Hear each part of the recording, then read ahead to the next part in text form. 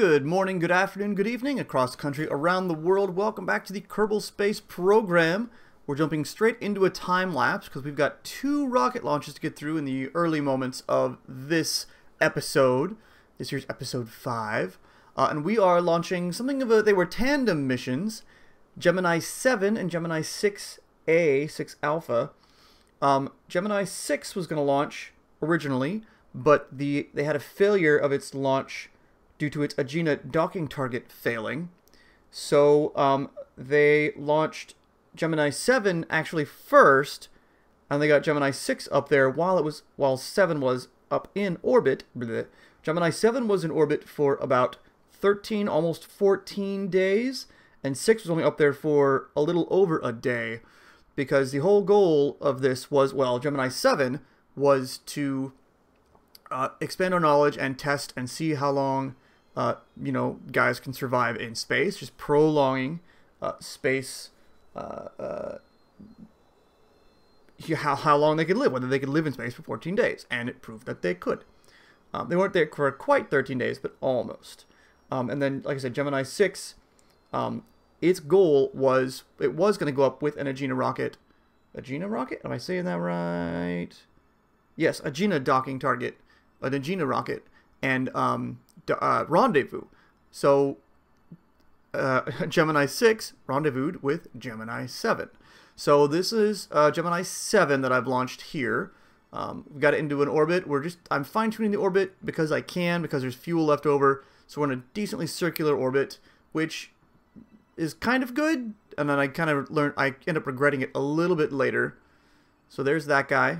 We can see him. He's just going to drift through space. EVA report, because why not? Yeah, just rotate it around. A little bit of real-time footage here. Just enjoying the view. It looks like Jeb and I think Bill are having a grand old time there. And then we'll jump back to launch the second one. Meantime, here's the patches for Gemini 7, featuring Borman and Lovell, of course. This was the best image I could find of a patch, at least with a quick search. And then for Gemini 6, they only had this hexagonal patch with Shira and Stafford. That's what that looked like. I don't know why it wasn't circular. And this is what they were going for. This is obviously artwork, but they ended up succeeding with this. They got the 2 Gemini rockets, 6 and 7, very close, as much closer than the Russians had. They came to within a meter, or no, within less than a meter, 0.3 of a meter, 1 foot to 300 feet. They kept stationed for 5 hours next to each other once they did rendezvous. And so again, that's what this episode's attempting to recreate. I am really enjoying these Titan these Titan rockets, the Titan rockets that I have built. In this configuration, they have enough to get into orbit without being too much, I guess, but it still gives you a little bit of wiggle room afterward. Like, I got to fine-tune the orbits, and you'll see past me, we'll talk in a bit, we relight that engine a few times to fine-tune our rendezvous. I think I actually only used it once at the very end, actually, to slow ourselves down. Otherwise, the rest was done with RCS thrusters. But yeah, these are nice little rockets, these Titan rockets, and I'm actually having a lot of fun flying with them. Unfortunately, there's only a few more missions to do that are really of much note in the Gemini project. The way I flew these orbital insertions, they weren't necessarily they weren't the most efficient, they weren't the best, and they weren't anything like historically accurate. So now I've got both of them in orbit, and they're nearly matching orbits, but that's actually a problem because they're going to be at the same speed. And we'll talk about that in a bit.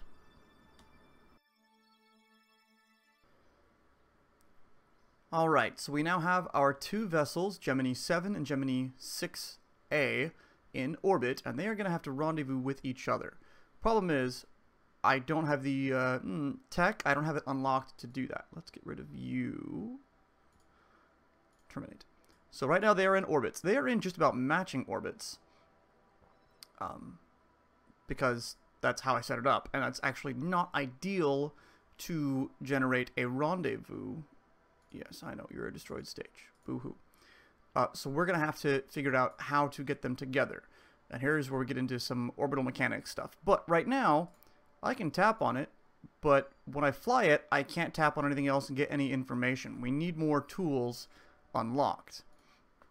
And in Kerbal Space Program, you don't unlock those by researching tech. You unlock those by upgrading the tracking station and upgrading mission control, because then we have flight planning as well. And those are big helps to figure out how things work. Well, how ships are going to fly. We have patched conics and maneuvering. So now, let's see. Titan 2 GVA, or Gemini 6A, is the one that actually rendezvous with Gemini 7. So we're going to fly, right? I have you. Yes, I have Gemini 6 selected. Oh, duh, there. We're going to fly this one. So right now, the two ships are in just about a matching orbit, which means their orbital velocities are going to be very similar, and they're never going to encounter each other, because they're going to keep spinning around the planet at the same speed. See, there's no distance change. So if we are taking command of this one, we can say you set that as target, and that'll show our distances. Separation of 449 kilometers. So we're quite a ways away from each other. Blech. And we're both at about 100-kilometer orbits, which is nice and, you know, good and all. Another thing to consider, although these launched fairly cleanly, is our ascending and descending node. We are 0.5 degrees off. So that's not really something I'm going to be concerned about. I don't feel the need to fine-tune the inclination, because we're less than a degree off. We'll still be okay, I think. I hope. So, to encounter this guy, well, we're ahead of it. We're going to stay ahead of it because we're both going to go at the same orbital velocity. However, if we raise the orbit, at least to one side, we will slow down relative to this one, relative to the Gemini 7. And it's best to do that at our periapsis so that we get the most out of that, right? That's yours? Yes. So if we come over here, we now have maneuver planning. We can add a maneuver. And this brings up this little widget. Whoop. Come on. Brings up this little widget with things. We got a prograde marker, retrograde marker, radial in, radial out, and normal and anti-normal. Normal and anti-normal is how you would change the inclination to match that ascending node, descending node. Set as target, please. Thank you. But you can use this little widget to change things and plan them in advance. See, this will come up in 7 minutes and 14 seconds. Right now it doesn't know how much delta V because I haven't told it to do anything yet. But if we tell it to go prograde, that'll help. And see, look at that. Just with changing things once, in one place, we get a pretty close separation. 5 kilometers, 5.3 kilometers. And there's going to be ways to fine-tune that even more. So let's see, can we click you open? Yes, so 5.3. And using the scroller on the mouse wheel, I can tick, tick, tick, tick, tick, tick, tick, tick. Oop, that's getting further away. Closer, slowly closer, and that's it. Right, so our orbits aren't perfectly aligned because there's slight differences in things, but from over here, we can fine-tune it even more, and actually 5.4 kilometers is decent. That's enough to brute force your way closer to each other. Change in speed is 76 meters per second, or relative speed is 76 meters per second. But this right here takes 64. So we're close.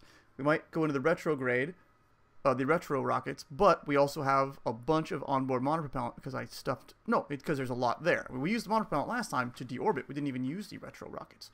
So we can use up all our monopropellant to help things along.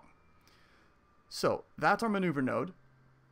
We have this little blue icon there, that blue arrow telling us you're going to want to point at that because that's where it's going to be prograde. That's where prograde's going to rotate around to that, but that's going to help us do this maneuver.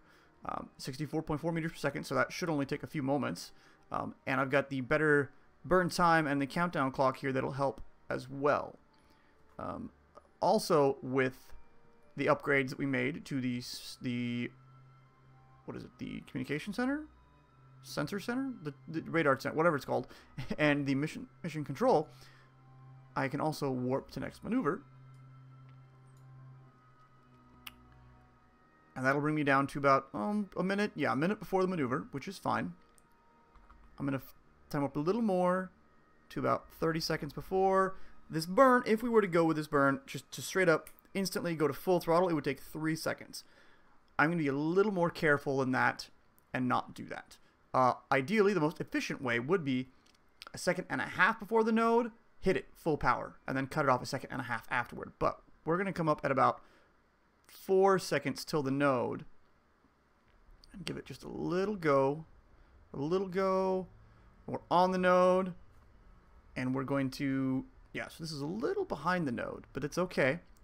And we're just going to watch and let it go, and done. Okay, so that's good. We can cancel that. Our separation is still 5.4. That's not bad. That's actually pretty good still for just eyeballing it with, you know, the thing. We could probably fine-tune that a little more. I could do this with MechJeb. There are tools to do that. Whoop. But we can also do things over here. Nope, that makes it further away. That 5.4 is about as close as we can get it that way. But there are other tricks with radial, anti-radial, and whatnot that can that can help us encounter each other. Nope, that's still it. Okay, interesting. Come on. Yeah, we're just... I think it's really just the orbit is that far. There is a 5-kilometer difference because this is periapsis of 100 and a periapsis of 99. So it actually shouldn't be that far off, but apparently it is. Let's see. And we can't... Yeah, this is just going to make it worse. 5.5. And the inclination isn't anything to do with it, is it? Let's see real quick, just in case. Nope.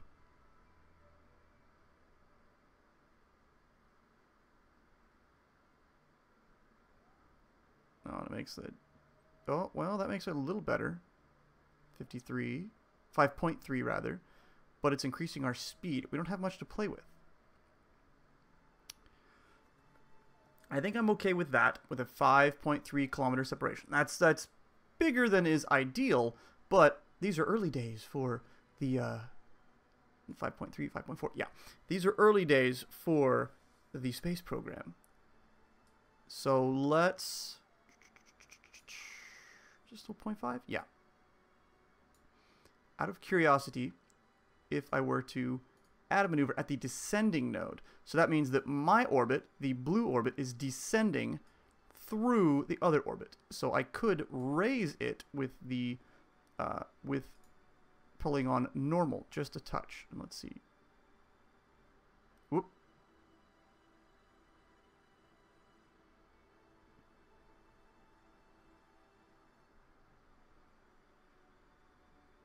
Did that make it closer somewhere? Oh, I thought I saw a 4. Ooh, I do?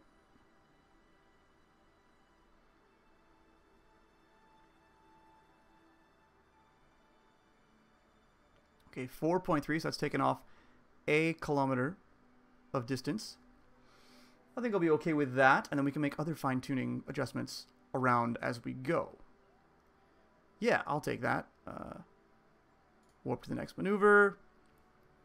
We'll get it to point at the maneuver node and burn just that little bit there. That's what's down there. And this should be, again, a normal burn. Yeah, it's just going to point normal. And this is a tiny burn because it's only a teeny bit of delta V. Eek. And I don't know if the engines were used in this type of way. 5 kilometers. Yeah, I wasn't as smooth with it as I could have been. I don't know if the engines and whatnot were used in this type of way in these missions, or whether they did it all with just RCS type thrusters. All right, so now, is there anything I can do with this? That makes it closer. Oop, yeah, 4.2, 4.5, 4.1. Okay, that's interesting. 3.9. So that's something. That's better. Does that do anything? 3.8, 3.9, 3.8, and it's 5.6 meters per second. I can do that with RCS, and I think I might. Eek. Stop, stop, stop, stop, stop. So little adjustments to get things ready around the bend. Orbital rendezvous. I did not do this that well. I didn't set it up that well, and I have to admit I haven't done this, quote, manually in a long time with maneuver nodes and whatnot, because I've had MechJeb as a crutch. Oh yeah, another thing with this little widget, you can grab the middle and move it around, and hey, look at that. That gets us closer. Let's do that. That gets it even closer. Oop, did you go up? There we go. Yeah, I like that. That's interesting that it works, that you can do that as well. Let's warp it up just a little bit.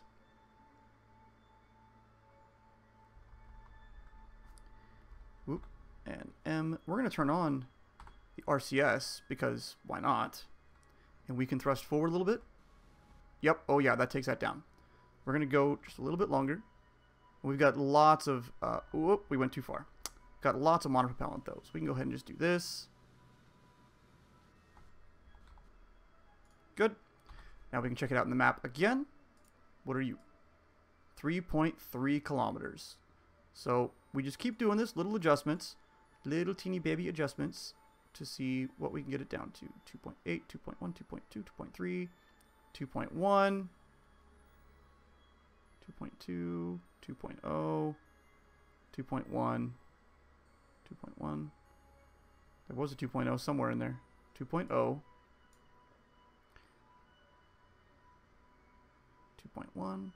2.2. Too far. Okay, come on. Easy, easy, easy.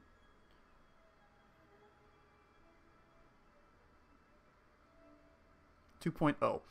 2 kilometers is sweet. And again, it's just gonna. We're just gonna. Can I? Yeah, I can RCS from here.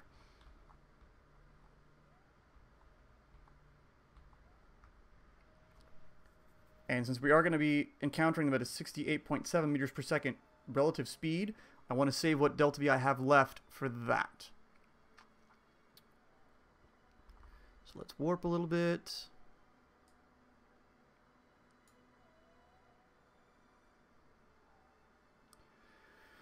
To about there. And we're just going to give it a little tap, tap, tap, tap, tap, tap, tap. Good. 2 kilometers. And again, same thing. Just keep playing with it. See what happens.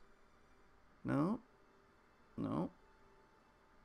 2 kilometers might be as close as we get. Okay, hold on. Let's start this again.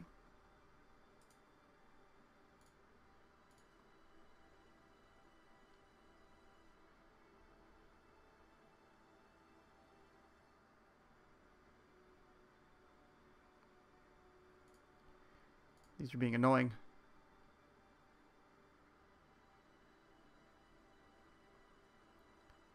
Yeah, interesting. 2 kilometers. Oop.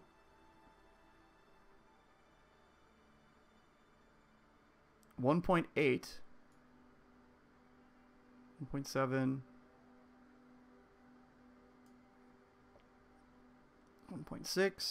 1.7. 1.8. 1.6. Yeah, 1.6. So like I said, it slowly gets you there. Whoop, 1.5, 1.4,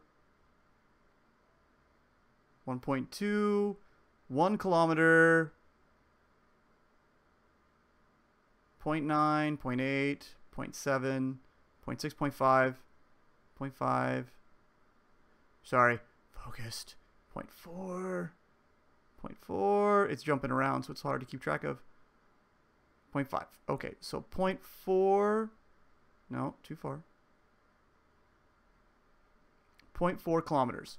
Oh, yes, because our descending node is going to be really close to it. Cool. All right, good. I like this. And I can't... That makes it worse. That makes it the same. We'll do this as soon as we can.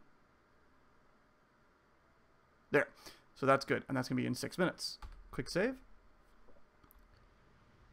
And again, we'll point toward, which is basically just a normal burn.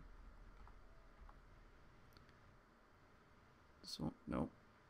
Ooh! 0.2! 200 kilometers, or 200 meters. Ooh, 100 meters. Yeek. I, like, don't even want to touch things, almost. Nope. Oh, that jumped. Okay, 100 meters. That's great. And then if we can get that station keeping happening, that's going to be an amazing achievement. Quick save. Warp to the maneuver.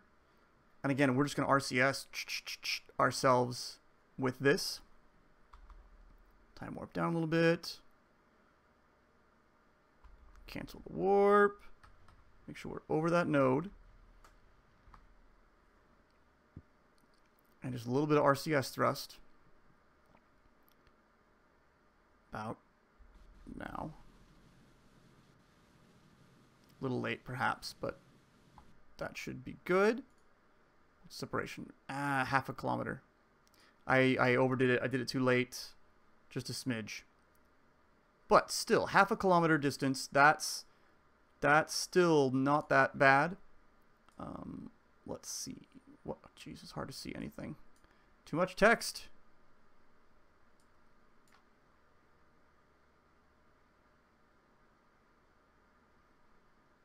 .4 meters per second. Wow, that's really, really touchy. Let's go ahead and point you at it. How are we doing from autopropellant? Yeah, we've used some. In fact, let's turn it off for these rotations because I don't need it. Okay, now this is just an anti-normal burn. Because I overshot the normal burn. Womp womp. I kind of failed. Alright. Coming up in a minute. Well, 2 minutes. A minute.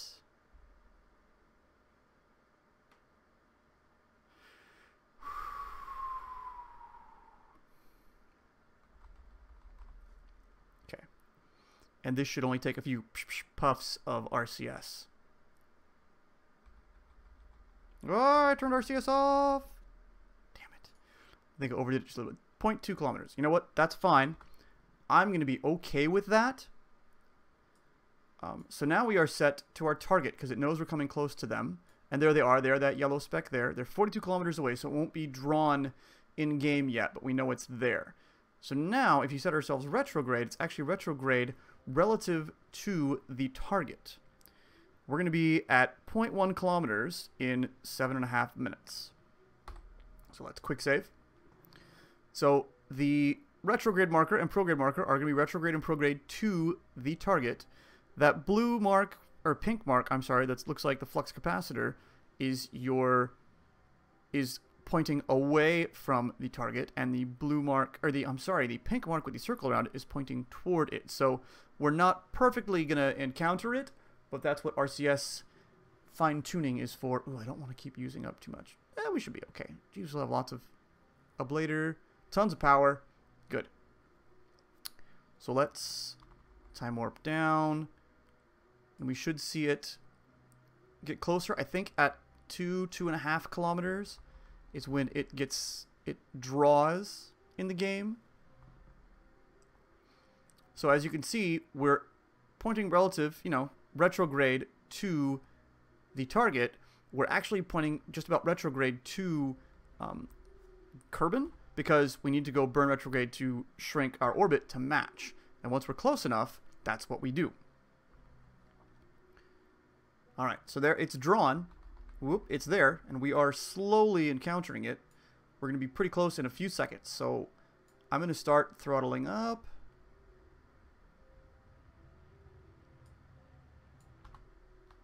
Oh, yes, and looking at this velocity, that's our relative velocity. Now we're only a few meters per second relative. 5, 4, 3, 2, 1. 7. And there were ways to do that smoother. There are ways to manipulate those things. But for our first ever rendezvous in space, that should do it. Let's see. I need to point toward it. Not that way. Oh, yes, that way. There. So that, like I said, is going to point toward it. And we want to get up there and bump into them. We don't have docking clamps. They didn't dock the Gemini 7 and 6 Alpha in space. They just rendezvoused. They stayed really close to each other between, what was it? Between, I'm looking over here to the side, between 100 to 300 feet. Or 1 feet to 300 feet. So 0.30 meters and 91 meters. So we've got a bit of a ways, we got a tiny bit of a ways to close up. So here, you see, as I poof, the prograde marker is lining up with the target marker. And if we translate a little bit with L and K and J, L, K, I, J, L, J, K, you can see we are traveling directly toward it at 0.8 meters per second. That's good. That's fine. That's what we want to do. And we're just going to slowly drift in toward them. And then stop right next to them and, you know, wave through the window. Hi, guys. Oh, Valentina looks thrilled. And Bob is okay. Yeah, we split up the pilots, Jeb and Bill, Val and Bob. And now everybody is 1 star. Yay. Whoop. And we can see there's a little bit of drift because our orbits aren't, there's still some distance. So our orbits aren't precisely the same.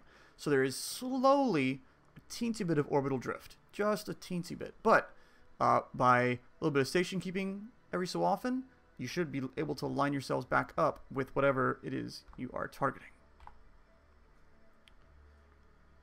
So now we are within the range that they got to between, where'd it go? Oh wait, well, hold on, not quite, 91 meters. Alright, we're almost there.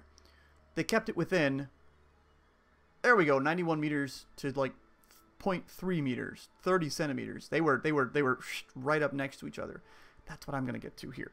This is what I want to try to do. We should be able to line them up pretty well. But this technique, or various techniques of orbital rendezvous, are critical for space flight.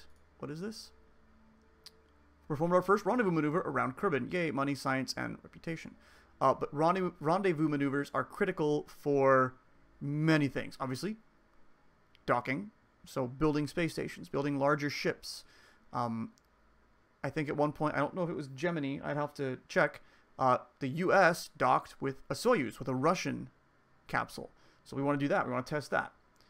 This also is training for Apollo, because they had to undock the service module, flip it around, and dock with the LEM before they could pull the LEM out and then burn toward the moon. And in this case, the moon. So those, again, are critical techniques for spaceflight, spacefaring, all those things. Super duper critical. We still have a teeny bit of fuel left. Yeah, teeny bit of fuel left in these tanks. Not much. And we didn't need it all, quite. Almost, but not quite. And here we come. Slowly rendezvousing with the other vessel. I'm going to fly it, I think, from here, because I can. Can I focus on you? Yeah, I can. Aim camera. So my camera is actually aimed now at our target, but I'm actually flying this guy, which I find interesting and possibly slightly disorienting. Oh, and they're gonna line up to where their windows are gonna be like right next to each other. That's awesome. That's awesome.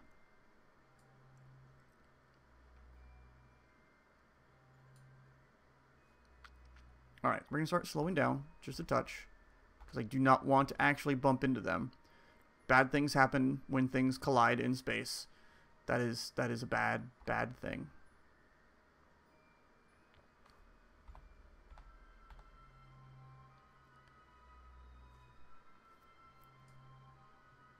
And here we go. Yeah, like I said, I poofed it intentionally so that they can pass each other and kind of wave at each other through the windows, through little capsule windows. Hi, guys. There we are. We are 3.5 meters away from each other. 3.3, 3.4, because we're drifting away slowly. There we are. Our two vessels rendezvoused in space with a relative target difference, relative speed difference, rather, of 0 meters per second. We're slowly closing. There we go. We have rendezvoused Gemini 7 and Gemini 6 Alpha in orbit with a little bit of trial and error, a little bit of fine-tuning of rendezvous techniques. There was, like I said, I could have used mech jab. I probably could have done it cleaner. I've forgotten some of the tricks of how to do this, but I'm learning again, just as the U.S. space flight, U.S. space program, NASA, learned for themselves. So at this point, I'm going to cut here. I'm going to deorbit these guys, and with our next mission, we will actually do a docking in space. That should be the Gemini 8. Yes, dock the first docking with another space vehicle, an unmanned Agena target vehicle. It didn't last long because there was a thruster fault and there was some tumbling, but they docked. They did the first docking in space. And that's what I'll do with the next episode. But that's, again, after I deorbit all these guys. Thanks for watching. Thanks for hanging out. If you like, hit subscribe. Tell your friends, tell your neighbors, pass the word. I will catch you later.